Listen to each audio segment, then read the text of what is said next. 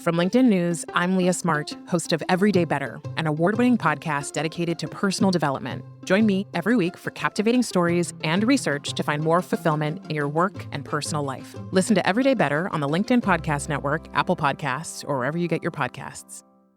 Did you know that small and medium businesses make up 98% of the global economy, but most B2B marketers still treat them as a one-size-fits-all? LinkedIn's Meet the SMB report reveals why that's a missed opportunity and how you can reach these fast-moving decision makers effectively. Learn more at linkedin.com/meet-the-SMB. Hello, my friends, and welcome to another exciting episode of Negotiate Anything. This show is produced by the American Negotiation Institute, and with over 5 million downloads and listeners in over 180 countries, listeners just like you have made this the #1 negotiation podcast in the world. Hi, my name is Kwame Christian, and I am the founder and CEO of the American Negotiation Institute. Here at ANI, we believe that the best things in life are on the other side of difficult conversations, and we are passionate about providing you with the best content that will help you to make your difficult conversations easier, both at work and at home. Lastly, I want to remind you that we offer consulting and conduct trainings, both virtually and in person, all around the world. Our focus is in 3 main areas. First, negotiation and conflict resolution. Second, leadership. And lastly, diversity, equity, and inclusion. Check the link in the description below to learn more about how we could work with you and your team. And now, without further ado, let's jump into the interview.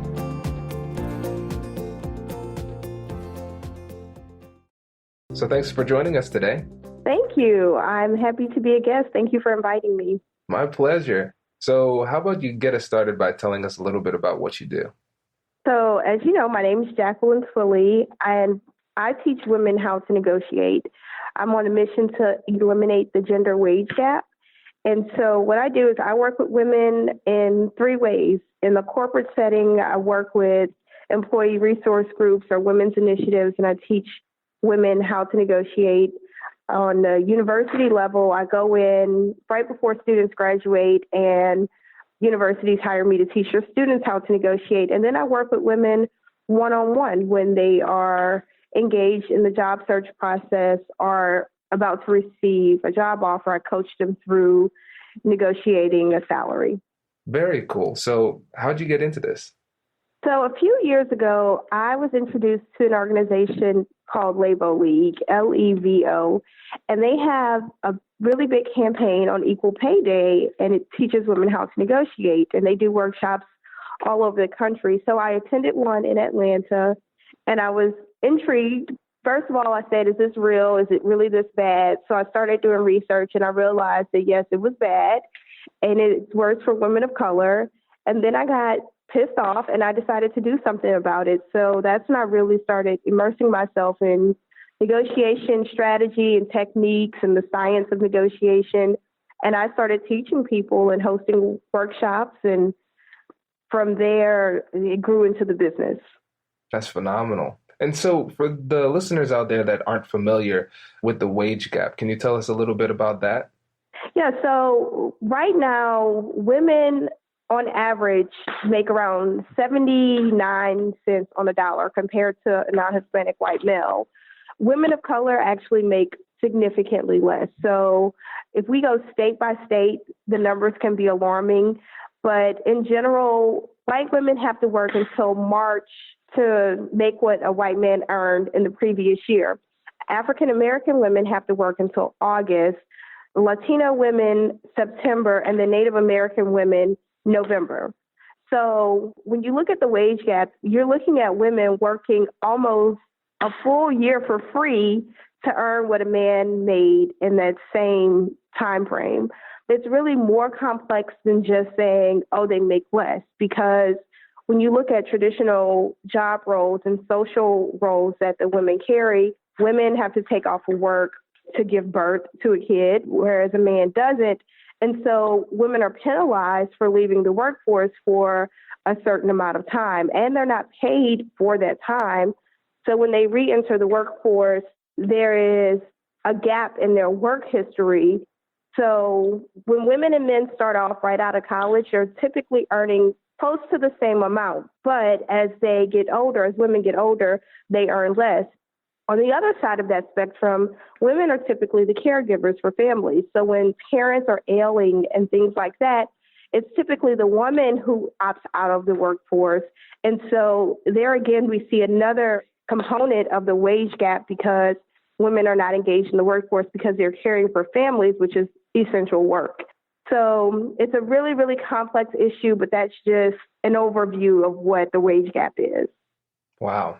And that's for people who are coming in and doing the same job. So the women are paid less for the exact same work than similar situated. Wow.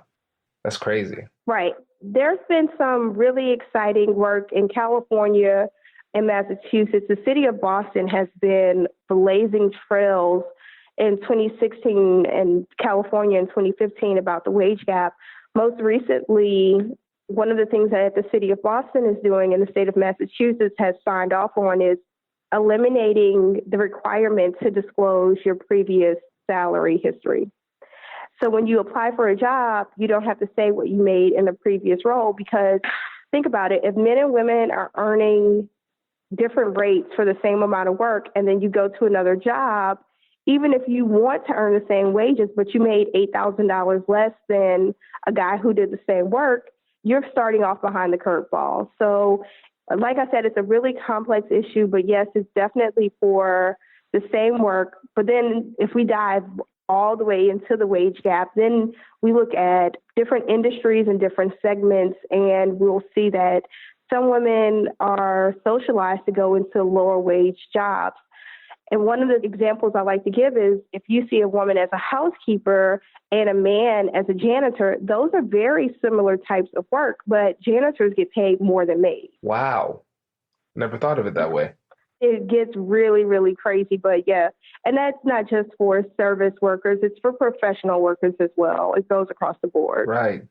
And what's interesting about this wage gap is that I was reading this book called Women Don't Ask, a phenomenal book on women in negotiation and the gender dynamics in negotiation. They mentioned that the wage gap, a significant portion of the wage gap could be eliminated simply by improving your negotiation skills. Absolutely. So before we make that transition to talk about the specific tactics and strategies that we can use to improve our performance in these conversations, I'd like to take a quick moment to remind our listeners to download the free salary negotiation guide from the website. So if you go to AmericanNegotiationInstitute.com/salary, again, that's AmericanNegotiationInstitute.com/salary, you can get a free salary negotiation guide that will help you prepare for your next negotiation at work. So with that, what are some things that women can do in these types of negotiations to help improve their outcomes? The first thing is just ask for it. A lot of times, and I'll use myself as an example, I remember my first professional job with benefits where I didn't have to be on my parents' insurance anymore. I knew that I could do the job. I knew that I could kill it. I was very confident in my ability. But when I got the call for the job offer, I remember I was sitting in my Jeep Liberty in front of my apartment complex, and I got the call. I recognized the number because I had been, on multiple interviews. And he says, "Hey, Jacqueline, we want to offer you the job." And I started screaming, "Oh, my God," not out loud, but to myself, "Oh, my God, thank you so much for picking me and giving me a job." And so I paused, which is a negotiation tactic, but not because it was a tactic, just because, I was having that internal screaming moment. And then he said, "Are you there?" And I said, "Yeah, I'll take it." And boom, just like that, all of my negotiation power was gone. I just accepted the job just because I was so happy to have the job. Now, I find that that's the case with a lot of the women that I work with. We're so grateful for the opportunity that we just give up the power to negotiate. So we don't even engage in the conversation. And when I talk to people, women all over the country, and I tell them it's very rare that the first offer is the best offer, they are blown away. And so I think it's partly educating women that they can negotiate and that they should be negotiating when they receive an offer. That's a great point. But I think it can be tough for people in that situation when it feels like, wow, I just won the sweepstakes. Like they picked me. What should they say in that situation? Because you paused, which is typically good, but then what comes on the other side of the pause if you were to go back in time and do that the right way? Does your company invest in professional development training?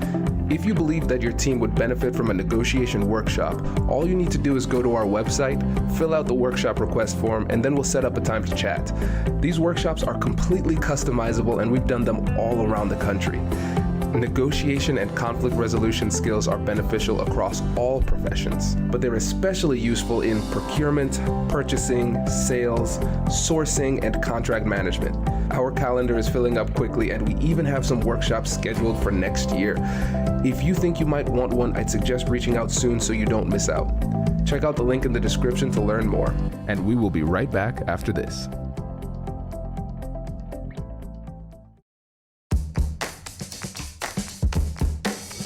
Hey you, I'm Andrew Seaman. Do you want a new job? Or do you want to move forward in your career? Well, you should listen to my weekly show called Get Hired with Andrew Seaman. We talk about it all, and it's waiting for you, yes you, wherever you get your podcasts. Small and medium businesses don't have time to waste, and neither do marketers trying to reach them. On LinkedIn, more SMB decision makers are actively looking for new solutions to help them grow, whether it's software or financial services. Our Meet the SMB report breaks down how these businesses buy and what really influences their choices. Learn more at linkedin.com/meet-the-SMB. That's linkedin.com/meet-the-SMB. It starts with the internal self-talk, right? Because I'm sure I'm not the only one who talks to myself and has that moment of, oh my God, yes, thank you. I'm so happy to have this job. So it starts with going through the entire process, the interview process, knowing this is what the market rate is. These are the skills that I have to offer. This is what makes me unique. And this is why I'm an asset to this company. And when you get to the point where they say, this is how much we're going to offer you, then the first thing you should do is take a second to pause. If you need to have that moment, what I advise women to do is change your self-talk. Instead of saying, oh my God, I'm so lucky I have a job, change that into, yes, okay, I got this. I'm going to go in, I'm going to kill it. I'm going to do a great job. I'm going to be passionate about my work. I'm going to exceed expectations. And just that part of the mental shift helps you to be more confident on the other end. So confidence, we can tell over the phone and face-to-face if a person has it or not. So if you come back to that side of the conversation with the person who is extending the offer to you and you say, I'm really excited. I know that I can come in and hit the ground running, and within 9 months or 8 months, whatever is realistic for your industry, I can be up to speed and contributing at full pace. Let's talk a little bit more about the salary and the total package. And I don't want people to get just hung up on the salary part, because it is the total package that makes the difference, right? Absolutely. So with that, when you go back into that conversation and you say something like that versus, yes, I'll take it is more like, I'm lucky, yes, whatever. But when you tell them, okay, let's talk more about the salary and the total package, you're letting them know, yes, you're interested. You just reaffirmed to them that you're excited, you're going to hit the ground running, you're going to contribute to the team. And now you open the door for them to say, okay. And then at that point, that's when I tell people to really have a 5-second pause. 5 seconds on the phone seems like forever. Pause at that point. Sometimes the recruiter or the hiring manager, they're going to want to fill that awkward gap. So they're going to jump in and say, okay, well, we can offer you boom, because they already know that they have wiggle room on the offer, right? So just you bringing that to their attention is going to open that part of the conversation. And for women, they're sometimes hesitant to engage in the negotiation process because it's like, oh, I don't know what to say, and I don't want to seem too pushy and ungrateful. But the way I just phrased it, you're not sounding pushy and you're definitely not sounding ungrateful. You're just having a conversation. Absolutely. And I'm loving this advice because this is textbook. I mean, this is really great stuff. And I want to pull out two things that you said that were really great. Of the multiple things that you said that were really great, but I want to dive deeper into two in particular. The first one is the pause, because I really think that's an underutilized technique in negotiation.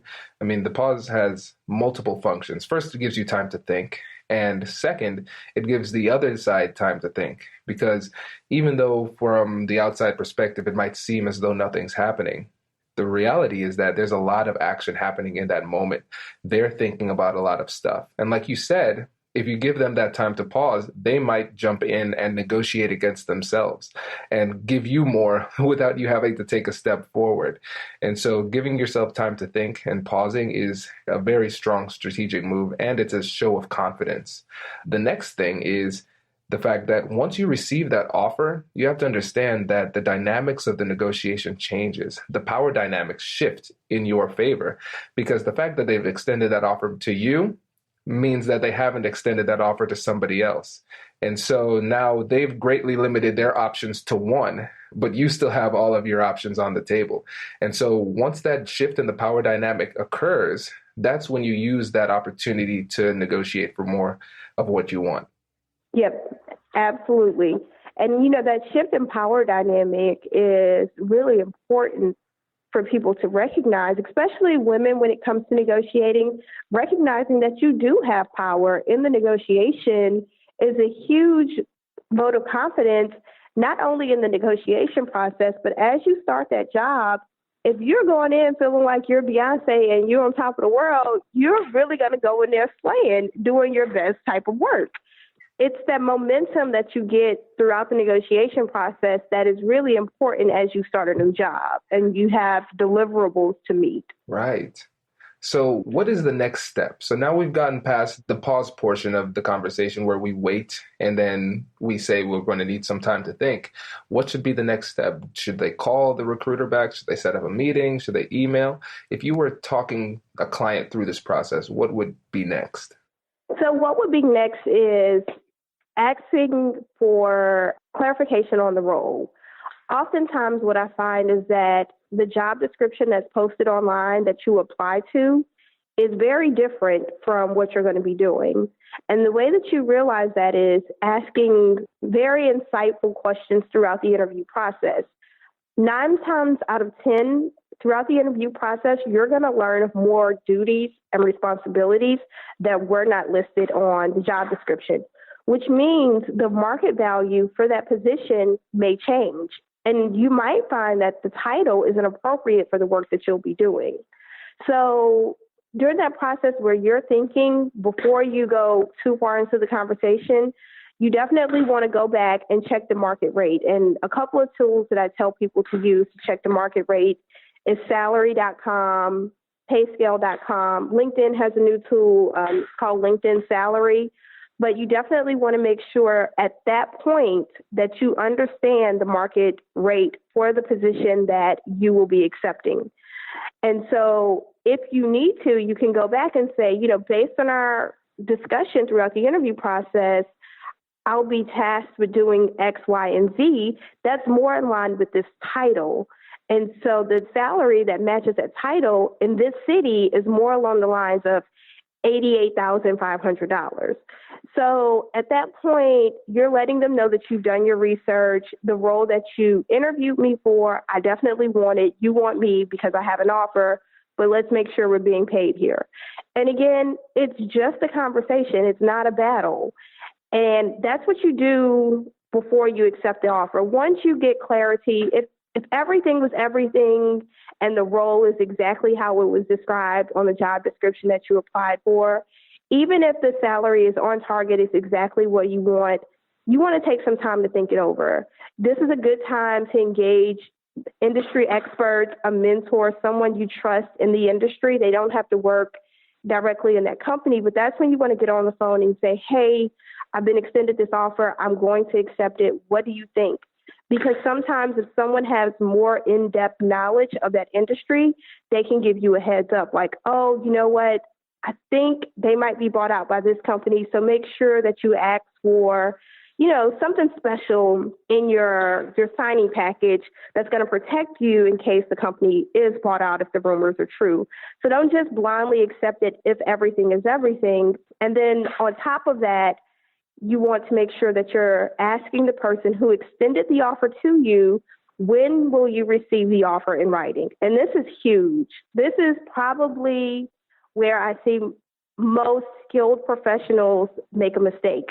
They don't ask for the offer in writing, and they just take the person's word for it over the phone, because what if that person leaves the company, for some unforeseen reason, or they just simply forget? And whatever you agree to over the phone isn't in writing. The company does not have to honor that because it never existed. It's not written anywhere. So you want to make sure that you ask, when will you receive that offer in writing, and then read it thoroughly. A lot of offer letters are copy and pasted. So you might have something that you didn't agree to or something that's not beneficial to you in that offer letter. And it's of no ill will. It's just because it was a simple administrative copy and paste error. So once you receive it in writing, review it thoroughly, and then go back and give your verbal and written acceptance. Very nice. And now, what happens if we run into resistance? Not if, but when we run into resistance on the number. How do we handle that? I've worked with women who tell me, well, they told me up front that there's no wiggle room. They're not going to negotiate. And this is before they receive an offer. And I tell them, okay, we'll deal with that when that comes, because everything is negotiable, everything. So let's just make sure they fall in love with you first and they want you for the job. And then we'll get to the point with the numbers. So when you get to the numbers and there is resistance, let's say they lowball you and it's $10,000 less than what you expected, you can be completely honest with them and say, you know what, I'm really excited about this role. I have no doubt that I can come in, contribute to the team, and get XYZ done. The specific details of why they said they want you for the role. And follow it up with a pause. I love pausing. And then say, you know what, I'm disappointed because the salary is well below market rate. And then ask them, what can we do about this? Don't say, what can you do about this? Because you want to let them know you're a team player, you're on board, you want to work for them, but that salary just doesn't work for you. So what can we do about this? And sometimes they'll have to go and get additional approval for someone else. Sometimes they'll say, you know what, there's nothing we can do. And that's when you get creative. That's when you start asking for the additional week of vacation or a week off from work to attend a professional conference where you're quasi-working because you're representing the organization, but you're enhancing your professional skills. Or you're asking for additional software and equipment where it's not going to be money to your salary, but it's going to be things that are going to help enhance your ability to do your job well. And also follow that up with, if they say, you know, this is the best we can do with the salary and it's lower than what you want. Okay, in what scenario would I be able to earn the market rate? I like to stick with the market rate. Don't make it too personal. Make it about the value that the market pays a professional with your skill set. And sometimes, you know, you'll get some really interesting answers like, oh, when we sign this client, or next quarter, our budget is going to increase. And that's when you say, okay, well, once we sign this client, can we revisit my salary discussion? In most cases, they'll say yes. In most cases, if they say, you know, next quarter, we can do this, those are the types of things that you want to have in black and white on your offer letter once you accept it. I love it. That's perfect. And there are a couple of things I wanted to tease out here. For the new listeners, I want to let you know that one of my favorite things in negotiation are open-ended questions. Jacqueline, you gave a great one. What can we do about this? And the beautiful thing about it is, of course, it's open-ended, where it requires elaboration. And then the other thing, too, is, like you said, it's collaborative. It shows you're a team player. And negotiations work best when you see the problem jointly and work on it as a team. And so that is a great way to frame the rest of the conversation. And then another thing that was really high level that you put in there was the question of what scenario would allow me to make the market rate? Because essentially what you're doing is you're pre-negotiating your next raise, because at that time they're going to lay out some of those things, and then you say, okay, when I meet those things, I expect to have a raise. Of course, you don't say it like that, but it puts you in a better position to have that raise. And like you said earlier, what you want to do is follow up in email so you can see it in black and white, like, okay, this is the scenario where I could reach this rate. So you can always go back to it when the future conversation happens. Absolutely. Yeah. And another thing too, when you said get creative, you said it, the timing was perfect, because when you have reached the extent that you can on a certain issue, once you realize I may have maximized my value in salary, that's when you start to go to those fringe benefits, those things that are a little bit more intangible. So you start talking about healthcare, vacations, parking spots, titles. I think titles, that's an often overlooked piece of value that you can claim. It's free for them to give, but it means a lot to you. So think about all of those things that you can put together in this package to maximize value for you and for the company. Right. And I want to share a personal story here, because I know this is overall positive tone, but sometimes things go completely different and you don't get anything you want. When I was in the traditional workforce, I was a federal contractor for the U.S. government, and I was killing it. I was Employee of the Year for a global division with around 200 members all around the world. So to be Employee of the Month in that division was huge. When the government shut down a few years ago, I was one of the people who had to go to work every day. They called it, quote unquote, essential personnel. So I was really good at my job and a contributor to the team. At the time of my performance review, I felt like I have so much ammunition. There's no way that I'm not going to get more money because I'm killing it right now. You know, I'm doing a great job.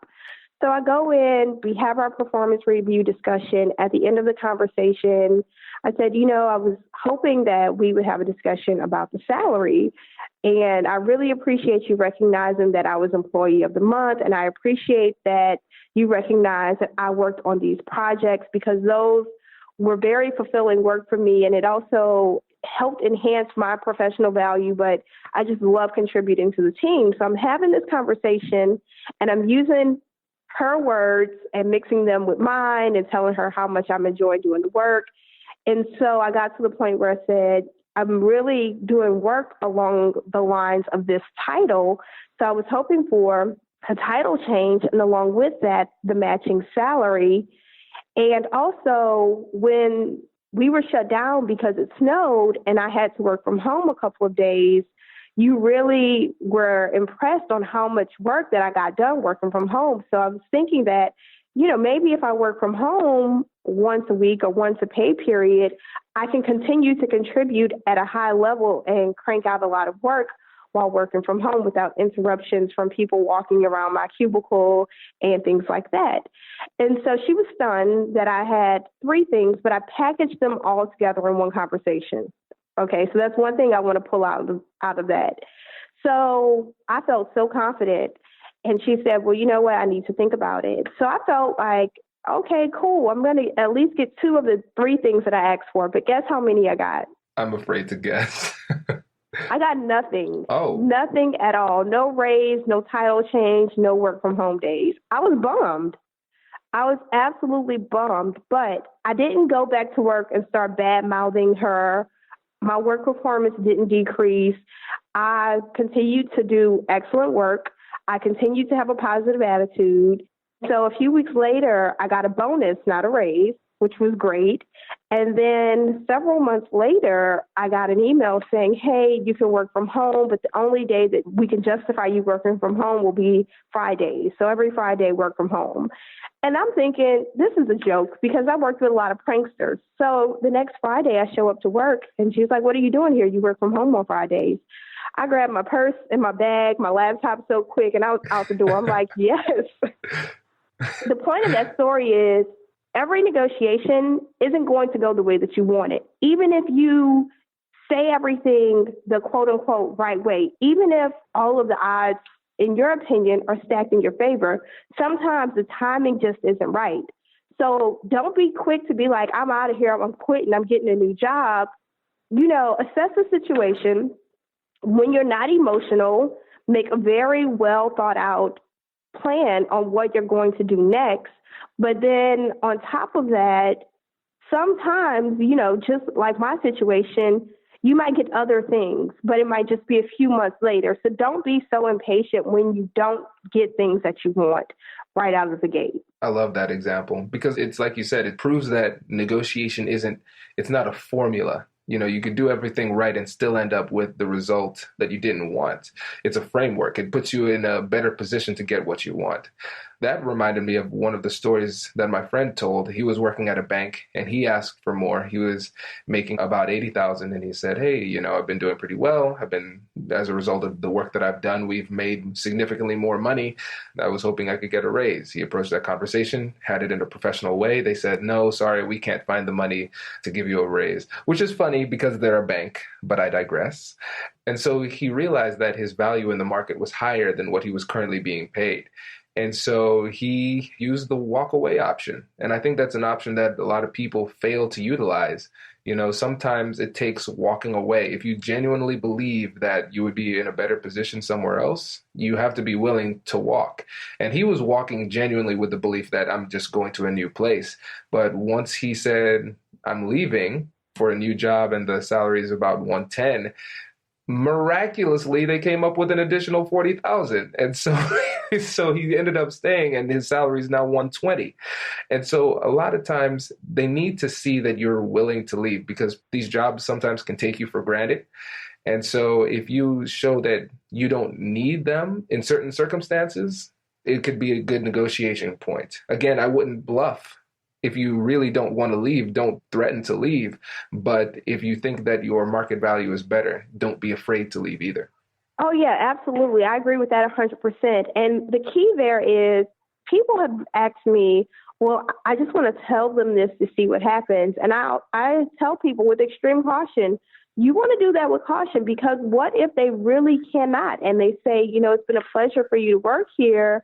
And I wish we could. And now you don't have a job and nothing to fall back on. So you definitely want to use that with extreme caution. The other thing is there's been some research that shows people who, once you get to the point where you were happy with your job, you didn't get the money that you wanted, and then they, like in your friend's situation, they come back, they miraculously have found the money, and you stay, it says that within 6 to 9 months, you're probably going to leave.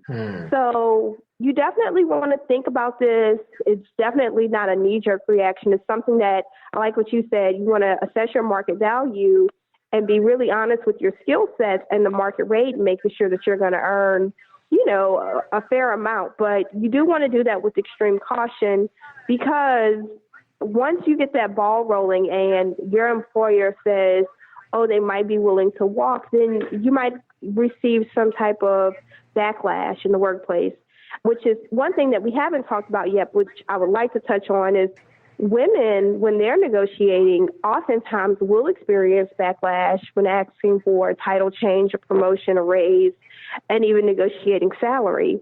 It's really important that the language that you use is collaborative because that reduces the backlash that you can experience. That's a great point. Couldn't have said it better myself.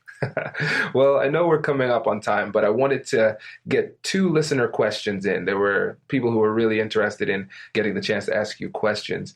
So this question is from Stacy from Charlotte, and she is a recent graduate and she's moving into a new industry. And so her question is, what is the best way to position yourself as a value adder to a new company, even though you don't necessarily have the experience suggested for the position? In that situation, would negotiating for a higher salary be in vain? That's a great question. First of all, it's not in vain. And one of the ways to position the value that you add is being self-aware of the skills that you have and understanding the role that you're going into. So it's really important throughout the interview process that you're asking probing questions to find out, why is this position open? Why is this a pain point for the organization? Because the more you understand why this role needs to be filled and the type of work that you're going to be doing, you can better articulate the value that you can add. And so throughout the interview process, some of the things that you might want to say is, oh, I can definitely do that. In college, I had this experience. and this was the result. Interview world, there's a technique for answering interview questions called the STAR technique. And it's where you talk about the situation, task, action, and result. And that really comes in handy with negotiating because you're talking about a specific situation, but you're always ending it with the result. And the more you can talk about your results in the interview process, you're building your bank of value, the value that you can add to this organization. But again, you have to be really clear on their pain points, the reason why the position is open, and then being able to articulate how you can solve a problem based on a similar situation that you have been in. And so it's not in vain to go for the salary. And it also is a vote of confidence on your behalf for you to negotiate your salary early on. They're going to recognize how confident you are in your ability based on, one, the results that you shared from your past experiences, even if it was a college project or an auxiliary group, a sorority, fraternity, or in-college job. Being able to articulate that well is going to be your value add. Nice. And then our next question is from my friend Naveen here in Columbus.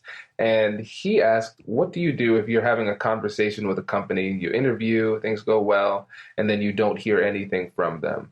Or maybe you just are stating interest and then you don't hear anything from them. And I guess the technical term for this is being ghosted by a company.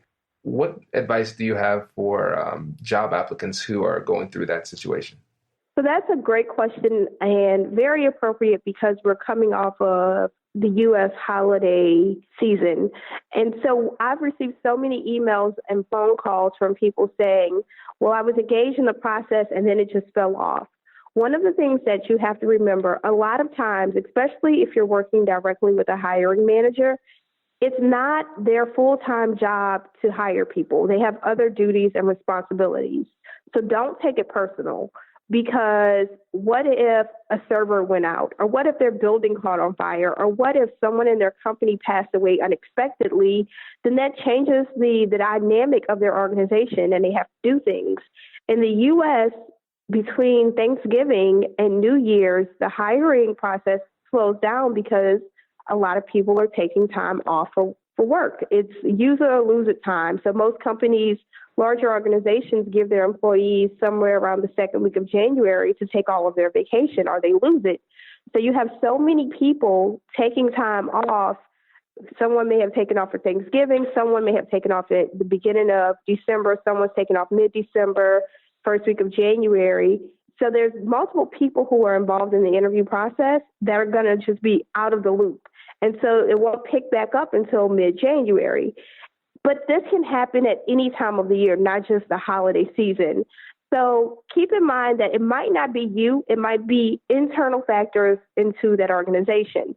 Now, the other thing is maybe they decided that they no longer need this person. Maybe someone on their team stepped up and said, you know what, I can take on this extra work and it's only a temporary project. And so they just drop off the map and stop communicating with you because someone has picked up the slack. And then in another situation, you might not be the best person for that role. In that case, if your curiosity has already been piqued and maybe you were a passive job seeker, maybe you weren't looking for a job, they reached out to you, maybe it's a good time to go ahead and fully engage in the job search process. And keep in mind that even though on paper this seems like a great opportunity for you, it might not really be a great opportunity at the end of the day. And I'm a firm believer in what is for you is going to be for you. But don't waste too much time on a job if they're not giving you feedback. If they have went dark, completely dark on you, within 2 weeks, if you were expecting to hear from them, it's appropriate to send them an email. And then I would even send one email after that, but I wouldn't send a third message. For some companies, I've seen hiring managers say they like the job seeker to, quote unquote, beg them. So if you reach out 3 times, they might give you the job. That's not my personality. I personally wouldn't do that, but you have to know the role and the culture of the organization that you're applying to work with. That last part that you said about companies wanting you to beg, I've never heard that before, but that makes sense. That really makes sense. I think this is great advice. I really think that the audience is going to get a lot out of this. So thank you so much for joining us today. My pleasure. Thank you again for having me. Yeah, and before you go, remind everybody about your services and where you can be reached. Yeah, so my favorite form of communication is going to be via Twitter. So Jacqueline V. Twillie on Twitter. JV Twillie is my handle. And I'm also on LinkedIn. So if your company has a women's organization and you'd like me to come in and teach the women in your organization how to negotiate, I can do that. If you're a college or university with students and it's graduation season, I can come in and prepare your students to negotiate their first job offer. And if you are a professional woman or a woman entrepreneur who needs some coaching on negotiation skills, whether it's a job offer or a small business deal, you can give me a call and I can help out that way. And my number, you can text it. It's 678-774-9494. And if you mention the podcast, then I'll know where you got the number from. Perfect. Thank you again. Appreciate it. My pleasure. Thanks for having me. I hope you enjoyed that episode. If you're finding this information helpful, please leave a review and subscribe. My goal is to teach these skills to as many people as possible, and leaving a review helps our search results, which helps us to reach more people. And remember, negotiation is where persuasion and problem solving meet. So if you ever have any questions or need help with specific situations, feel free to reach out to me. I'd love to help. Thank you so much for listening, and I hope you have a great week.